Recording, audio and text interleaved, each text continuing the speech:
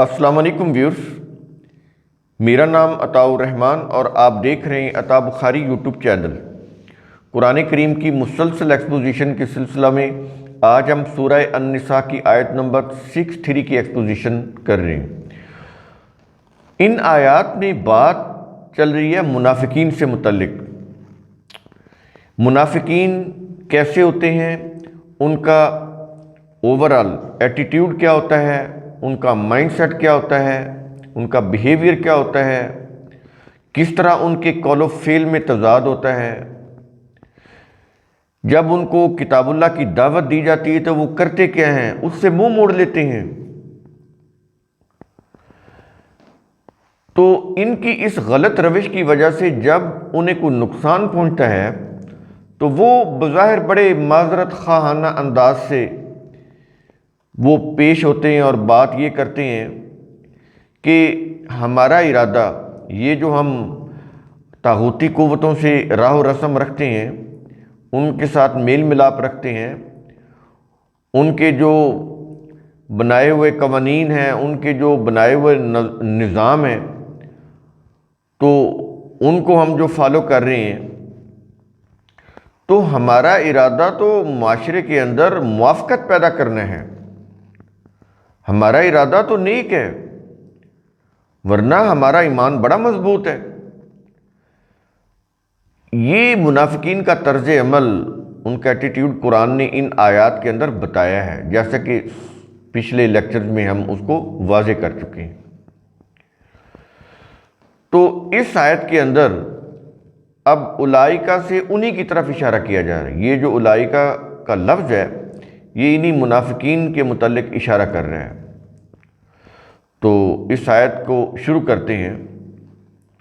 الفاظ ہیں اولئک الذین، اب خطاب رسول سے ہے اور بات کی جا رہی ہے ان منافقین سے متعلق۔ کہہ یہ رہا ہے کہ اے رسول، یہ وہ لوگ ہیں۔ کون ہیں یہ لوگ؟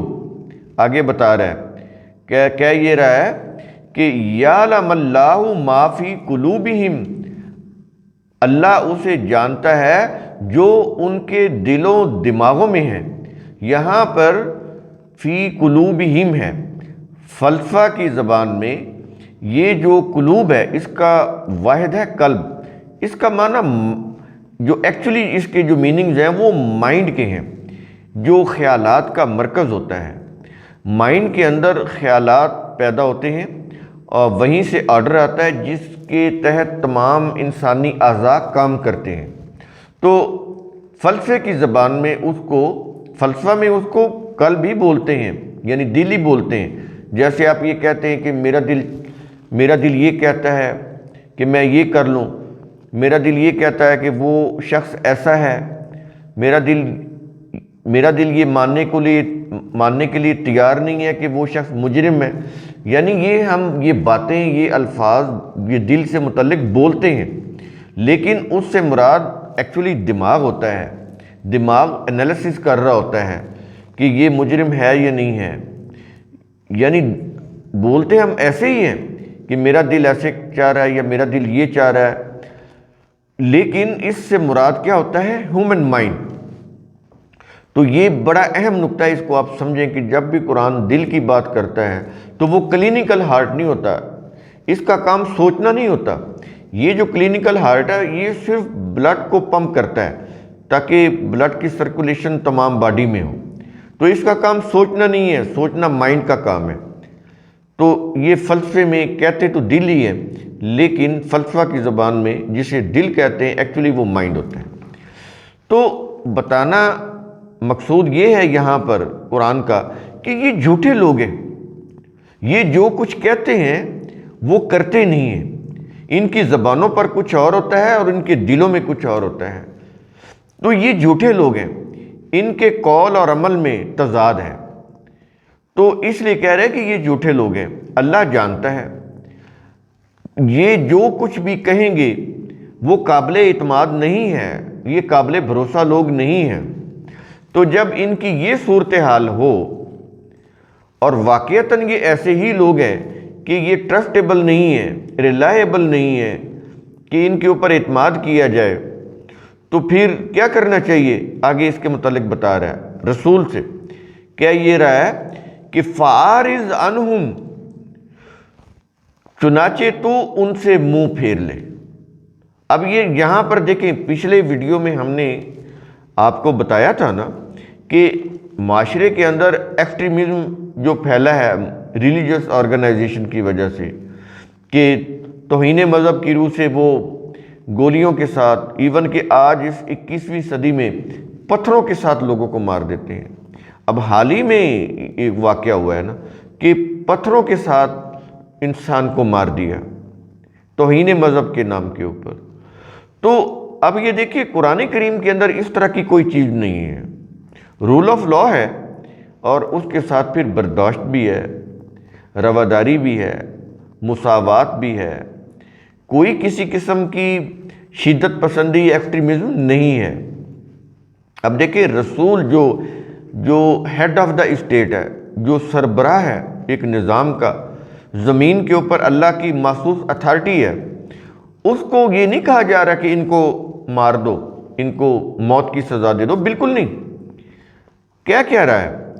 کہہ رہا ہے کہ تو ان سے منہ پھیر لے، بس ان کی یہی جو، یعنی قرآن تو یہاں پر سزا کی بھی بات نہیں کر رہا، وہ تو ان کے بچاؤ کی بات کر رہا ہے۔ رسول اور جماعت مومنین سے متعلق ایک لاہ عمل دے رہا ہے کہ یہ جو منافقین ہیں، ٹھیک ہے، یہ اپنی روش سے باز نہیں آ رہے، تو اس کا پھر علاج یہ ہے کہ تم ان سے منہ پھیر لو۔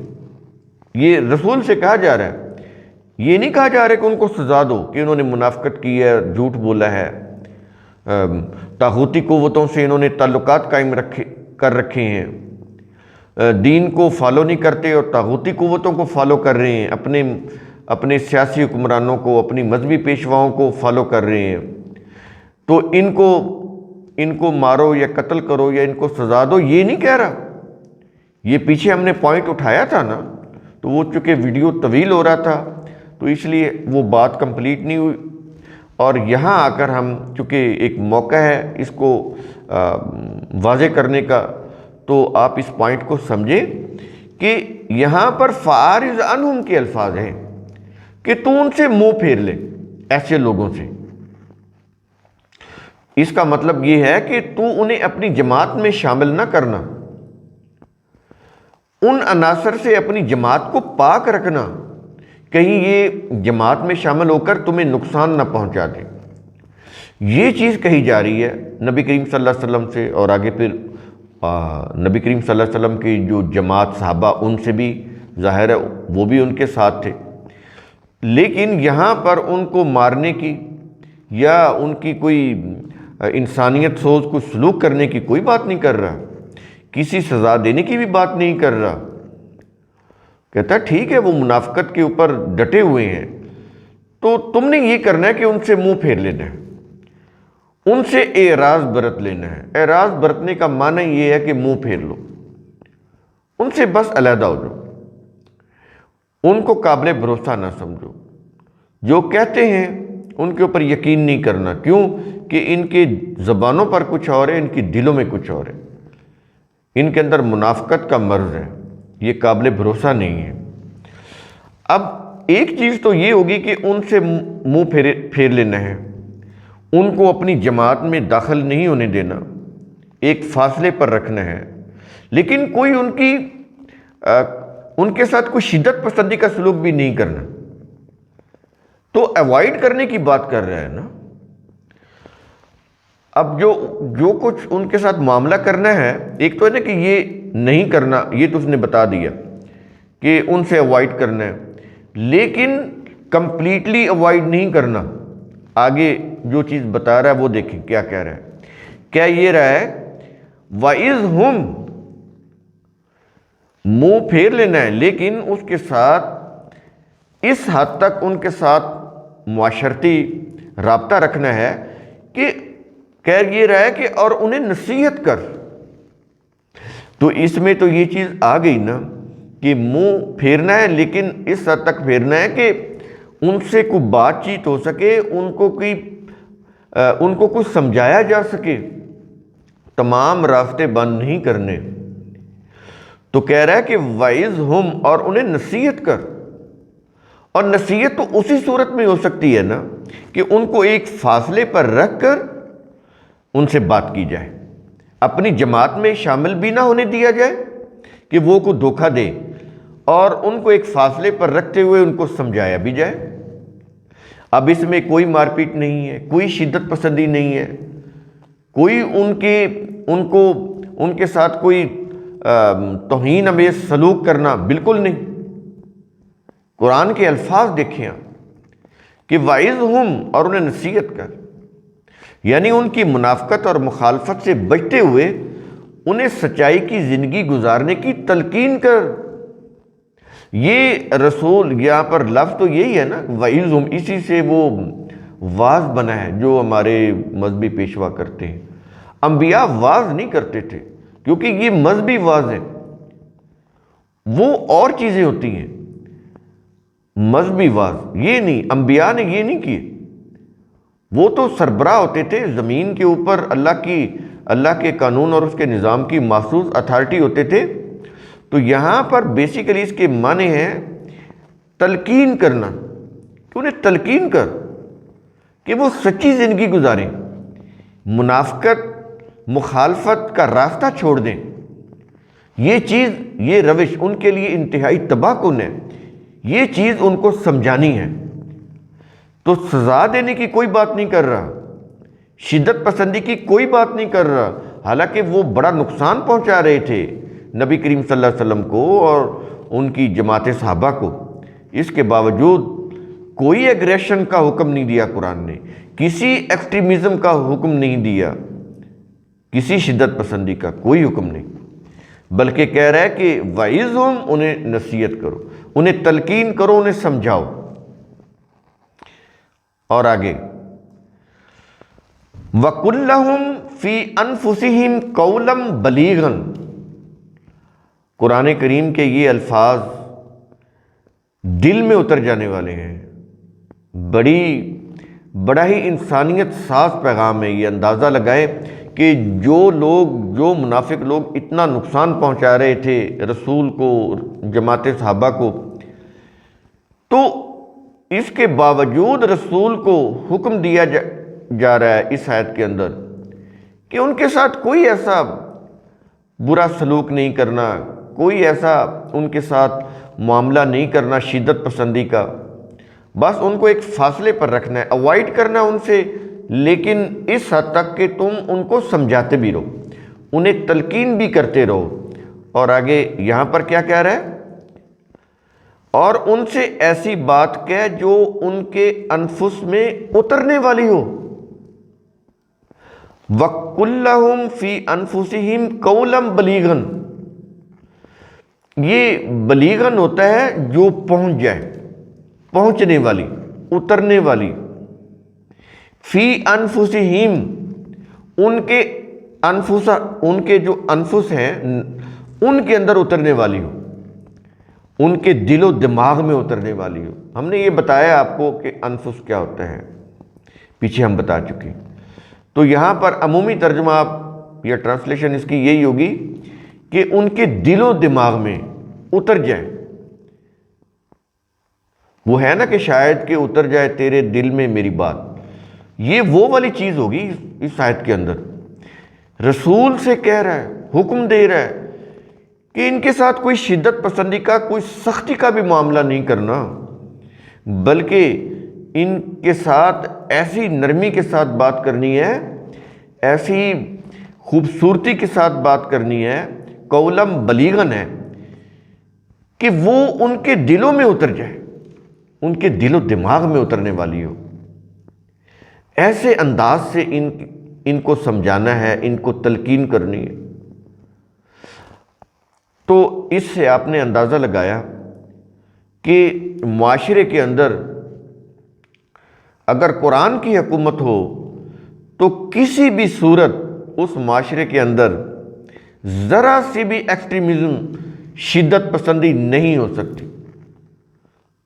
توہین مذہب کے نام کے اوپر جو نفرت دلائی گئی لوگوں کے دلوں کے اندر، قرآن کی تعلیم کے سراسر خلاف ہے. اس آیت کو ہی دیکھ لیں، یہ آیت صرف یہیں پر اس طرح کے یہ چیزیں نہیں ہیں، اور بھی کئی مقامات آگے آئیں، پیچھے بھی آ چکے ہیں۔ کسی شدت پسندی کی اجازت نہیں ہے، کسی ایگریشن کی اجازت نہیں ہے، کسی ہیٹرڈ کی یا نفرت پیدا کرنے کی اجازت نہیں ہے۔ جو حکم ہے نبی رسول کو اور آج ہمیں بھی، وہ یہ ہے سمجھانے کا، وہ ہے ان کے شر سے بچنے کا۔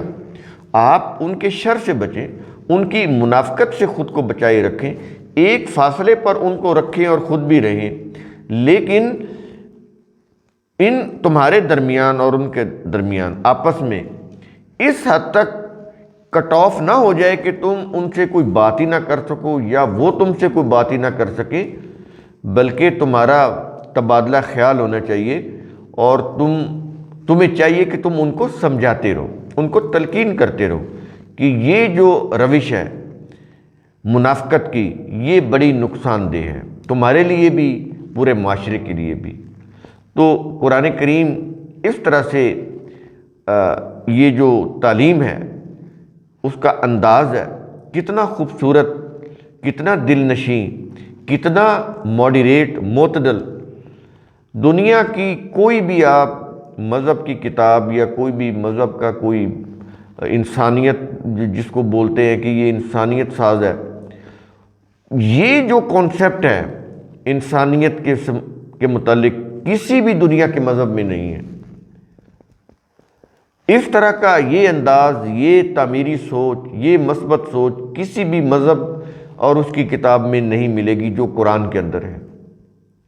بڑی قابل غور ہیں یہ آیات، چھوٹی چھوٹی آیات ہیں، چند الفاظ ہیں، لیکن ان کے اندر زمانے کی فلاح و بہبود کے زمانے کو بہترین طریقے سے چلانے کے کتنے زرعی اور خوبصورت سنہرے اصول دیے ہوئے ہیں۔